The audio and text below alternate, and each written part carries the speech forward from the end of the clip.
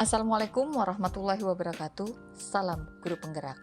Perkenalkan, saya Emma Indriana, CGP Angkatan 9 Kabupaten Bulungan dari SDN 001 Tanjung Selor.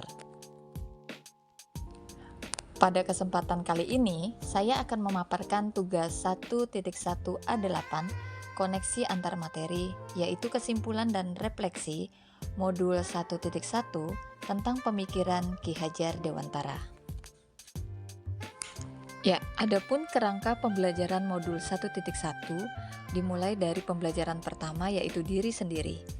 Pembelajaran ini bermoda mandiri, yaitu membuat refleksi diri tentang pemikiran Ki Hajar Dewantara. Pada pembelajaran kedua, ada eksplorasi konsep bermoda mandiri dan forum diskusi yang difasilitasi oleh fasilitator. Pada kegiatan mandiri ini, CGP memahami pemikiran Ki Hajar Dewantara mengenai tujuan dan asas pendidikan, serta menganalisis konsep-konsep pemikiran Ki Hajar Dewantara berdasarkan perkembangan belajar yang berpihak pada siswa. Dan dalam kegiatan forum diskusi, CGP mampu memberikan perspektif reflektif kritis tentang filosofi Ki Hajar Dewantara. Kemudian pembelajaran yang ketiga, yaitu ada ruang kolaborasi, bermoda penugasan dan presentasi kelompok.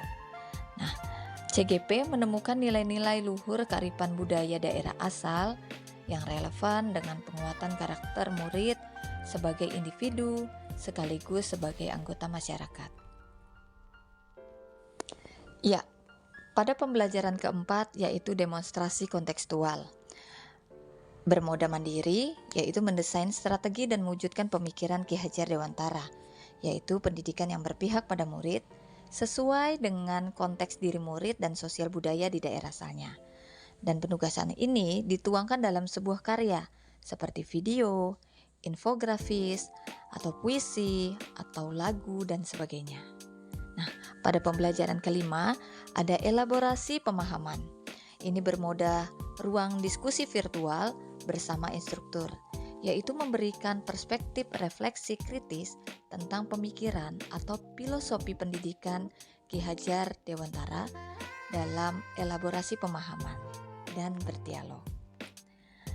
Kemudian pada pembelajaran keenam, yaitu koneksi antar materi, ini bermoda mandiri, yaitu membuat kesimpulan dan refleksi pengetahuan dan pengalaman baru yang saya pelajari dari pemikiran Ki Hajar Dewantara. Ya, refleksi saya tentang asas pendidikan Ki Hajar Dewantara. Ki Hajar Dewantara membedakan kata pendidikan dan pengajaran dalam memahami arti dan tujuan pendidikan. Pengajaran merupakan proses pendidikan dalam memberikan ilmu atau faedah untuk kecakapan hidup anak secara lahir dan batin. Sedangkan pendidikan itu memberikan tuntunan terhadap segala kekuatan, kodrat yang dimiliki anak agar ia mampu mencapai keselamatan dan kebahagiaan yang setinggi-tingginya, baik sebagai seorang manusia maupun sebagai anggota masyarakat.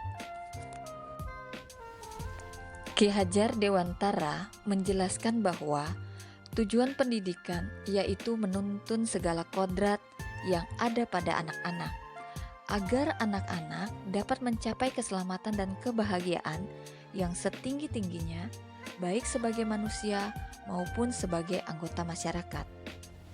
Dalam proses menuntun, anak diberi kebebasan, namun pendidik sebagai pamong memberikan tuntunan dan arahan agar anak tidak kehilangan arah dan membahayakan dirinya. Dasar pendidikan, kodrat alam dan kodrat zaman. Kodrat alam berkaitan dengan sifat dan bentuk lingkungan di mana anak berada, sedangkan kodrat zaman berkaitan dengan isi dan irama.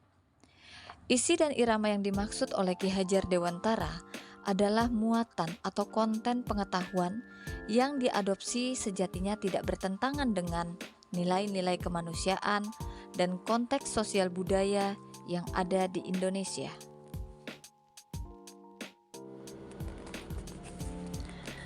Menurut Ki Hajar Dewantara, budi pekerti atau watak atau karakter merupakan perpaduan antara gerak pikiran, perasaan, dan kehendak atau kemauan, sehingga menimbulkan tenaga. Budi pekerti juga dapat diartikan sebagai perpaduan antara cipta atau kognitifnya, karsa atau afektifnya, sehingga menciptakan karya atau psikomotor anak. Hal yang saya percaya tentang murid dan pembelajaran di kelas sebelum saya mempelajari modul ini. Saya beranggapan bahwa saya adalah sumber utama dalam pembelajaran bagi peserta didik saya. Saya juga beranggapan bahwa peserta didik saya harus mengikuti pembelajaran yang telah saya persiapkan tanpa memikirkan kebutuhan dan gaya belajar mereka. Saya juga beranggapan bahwa ketuntasan dapat dilihat dari aspek kognitif saja. Dan saya beranggapan bahwa peserta didik dapat berperilaku baik, tenang, dan sopan hanya dengan memberitahukan aturan-aturan yang telah saya tetapkan di dalam kelas. Dan saya beranggapan bahwa peserta didik dapat bekerja sama dan peduli dengan kebersihan lingkungan sekolah tanpa ada contoh dan pendampingan dari saya. Apa yang berubah dari pemikiran atau perilaku saya setelah mempelajari modul ini? Yang pertama yang berubah dari pemikiran saya yaitu akhirnya saya menyadari bahwa peserta didik itu unik, memiliki karakteristik yang berbeda-beda. Dan saya juga menyadari bahwa peserta didik itu mempunyai gaya belajar yang berbeda-beda sesuai dengan kodrat alamnya.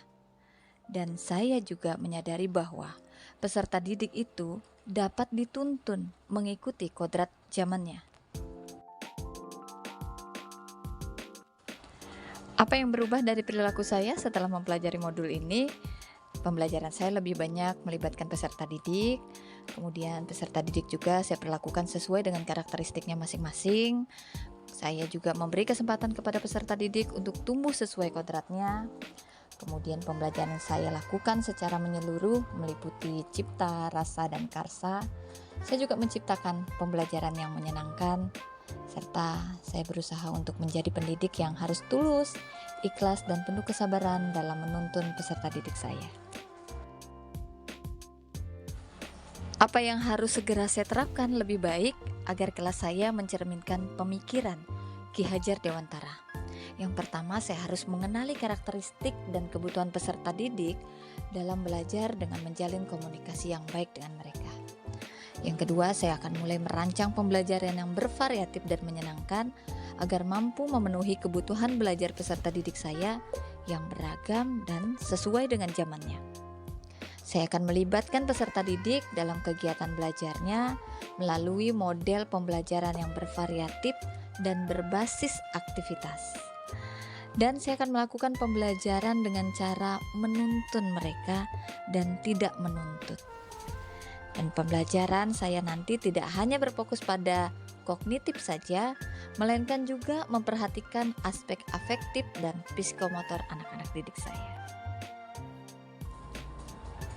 Iya, kesimpulan dari saya bahwa pendidikan adalah menuntun peserta didik untuk mengembangkan bakat dan minatnya, sehingga dapat mencapai keselamatan dan kebahagiaan yang setinggi-tingginya. Yang kedua, pendidikan bukan hanya mentransfer ilmu dan nilai, tetapi ada penanaman budi pekerti dan mendidik sesuai dengan kodrat alam dan zaman peserta didik kita. Yang ketiga, pendidikan sejatinya adalah berhamba pada anak. Demikianlah paparan saya tentang tugas 1.1A8, koneksi antar materi, yaitu kesimpulan dan refleksi modul 1.1. Saya Emma Indriana, CGP Angkatan 9 Kabupaten Bulungan dari SDN 001 Tanjung Selor. Sampai jumpa, salam guru penggerak.